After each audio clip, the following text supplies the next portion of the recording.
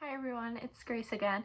In this video, we'll be focusing on our SWOT matrix and our McKinsey 7s of Kraft Heinz. Starting with our SWOT matrix, what is SWOT? SWOT stands for strengths, weaknesses, opportunities, and threats. Strengths and weaknesses are internal to our company, things that you have some control over and can change.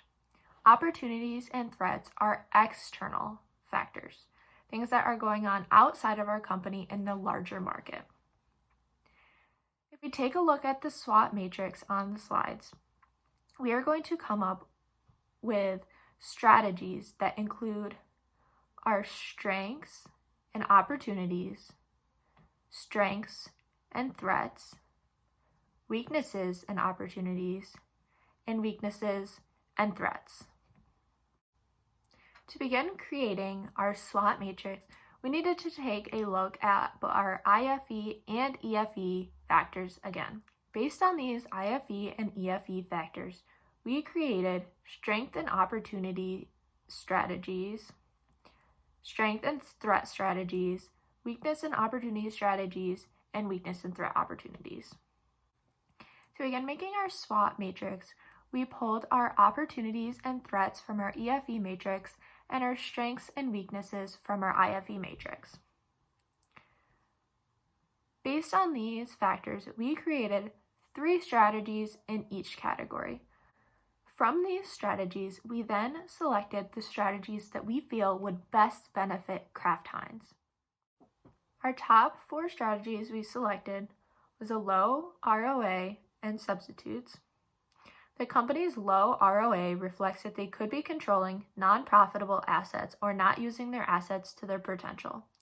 They could do an investigation of which of these assets are adding value and which are not, to then compare this to their substitutes.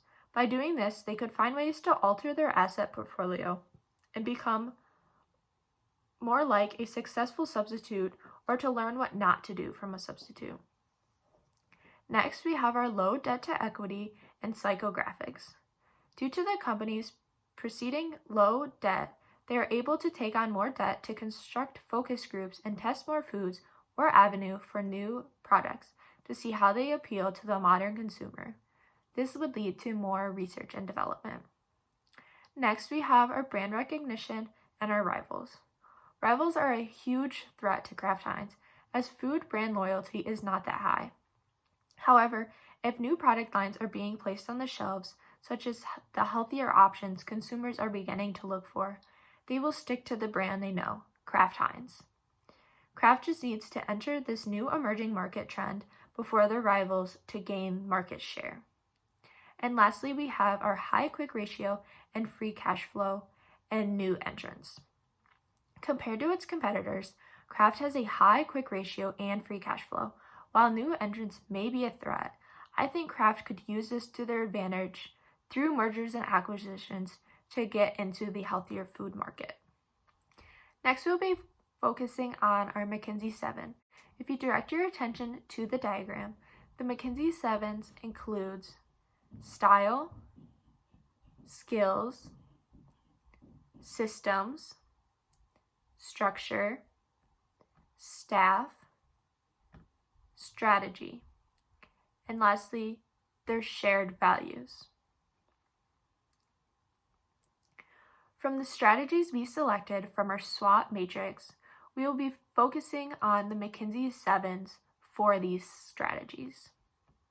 So using this McKinsey 7 diagram, we will be focusing on our selected strategies from our SWOT matrix and diving deeper into the strategies using the McKinsey 7s. You can see our following strategies: structure, systems, shared values, skills, style, and staff for each of these strategies on these next given slides.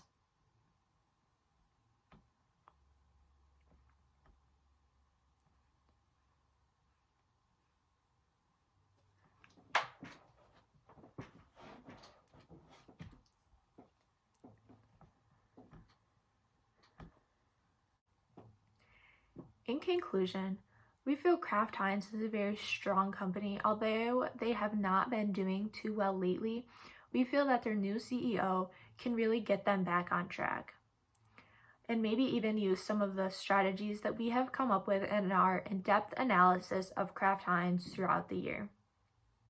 Thank you so much for your time, and I hope you learned a little bit about Kraft Heinz. Thank you.